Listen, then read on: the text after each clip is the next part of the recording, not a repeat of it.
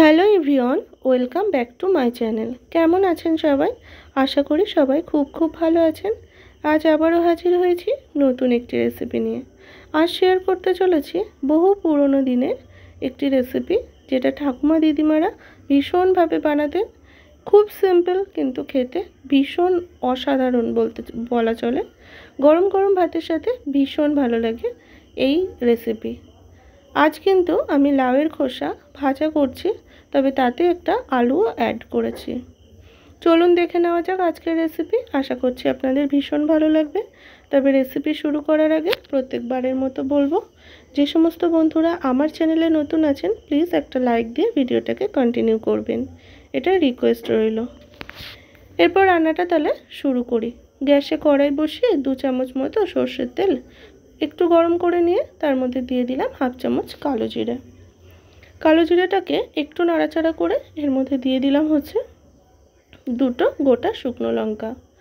শুকনো লঙ্কা আর কালো জিরেটাকে ততক্ষণ পর্যন্তই তেলে নাড়াচাড়া করব যতক্ষণ না একটা মুচমুচে ভাব হচ্ছে, বা কালো জিরে এবং শুকনো লঙ্কা ভাজারও একটা সুন্দর গন্ধ বেরোচ্ছে। খুব সুন্দরভাবে একটু ভেজে নিয়ে এর মধ্যে দিয়ে দিলাম হচ্ছে একটা একটু বড় মাপের পেঁয়াজকে কুচিয়ে কেটে রেখেছিলাম, তো সেটাই দিয়ে দিলাম। দিয়ে অল্প আছে বেশ কিছুটা সময় নিয়ে ভেজে নেব যতক্ষণ না পেঁয়াজটা একটু সফট হয়ে আসছে। তবে খেয়াল রাখতে হবে পেঁয়াজটার গায়ের রং কিন্তু কোনোভাবে চেঞ্জ করা যাবে না, একটু নরম হলেই হবে।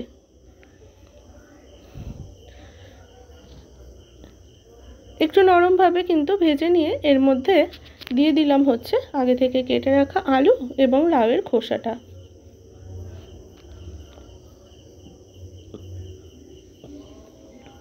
সবগুলোকে দিয়ে দিয়েছি। দিয়ে খুব সুন্দরভাবে কিন্তু তেলের মধ্যে একটু নাড়াচাড়া করে নেব 2 মিনিটের মতো।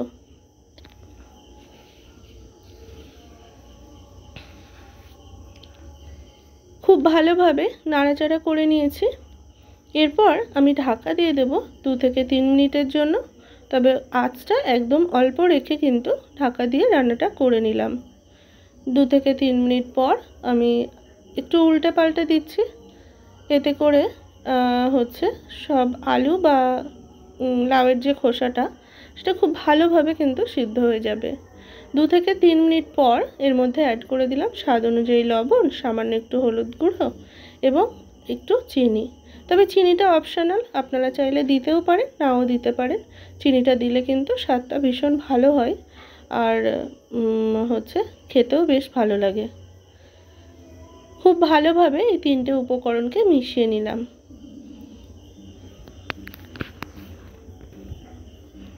খুব ভালোভাবে মিশিয়ে নিয়েছি। এরপর আমি আবারও ঢাকা দিয়ে দেব 2 থেকে 3 মিনিটের জন্য। 2 থেকে 3 মিনিট পর ঢাকাটা খুলে আবারও আমি উল্টে পাল্টে দিচ্ছি।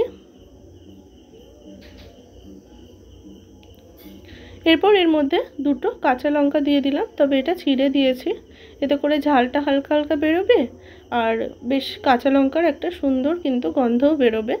সেই জন্য ঠিক এই পর্যায়ে কিন্তু অ্যাড করে দিলাম।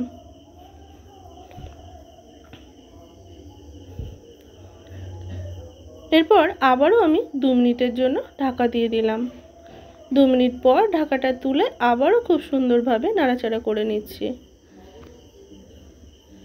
এরপর কিন্তু আর ঢাকা দেব না, এইভাবেই কিন্তু রান্নাটা করে নেব আরও 2 থেকে 3 মিনিটের জন্য। 2 থেকে 3 মিনিট খুব সুন্দরভাবে নাড়াচাড়া করে এইভাবে আমি রান্নাটা করে নেব।